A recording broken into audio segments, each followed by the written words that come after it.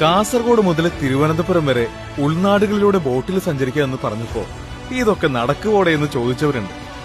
അവരുടെ സംശയങ്ങൾ മുഴുവൻ അസ്ഥാനത്തായിരുന്നു എന്ന് പറയാനാവില്ല. കാനോലി കനാലും പാർവതി പുത്തനാറും ഒക്കെ പലയിടത്തും ബോട്ടൊന്നും ഓടിക്കാനാവാത്ത അവസ്ഥയിൽ പൊളിഞ്ഞു കിടക്കുന്നു. ആഴവും വീതിയുമില്ല.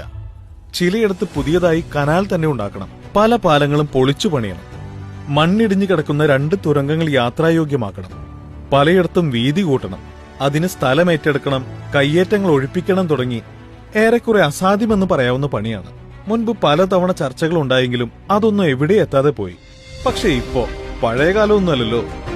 നടപ്പിലാകില്ലെന്ന് കരുതി എന്തൊക്കെ നാട്ടിൽ നടന്നു. തിരുവനന്തപുരം കാസർഗോഡ് ജലപാതയും നടപ്പാവുന്നു. വെസ്റ്റ് കോസ്റ്റ് കനാലിന്റെ ആദ്യത്തെ ഫേസിൽ തിരുവനന്തപുരത്തെ ആക്കുളം മുതൽ തൃശൂരിലെ ചേറ്റുവ വരെ 250 കിലോമീറ്റർ ബോട്ട് ഓടാൻ തയ്യാറായി കഴിഞ്ഞു.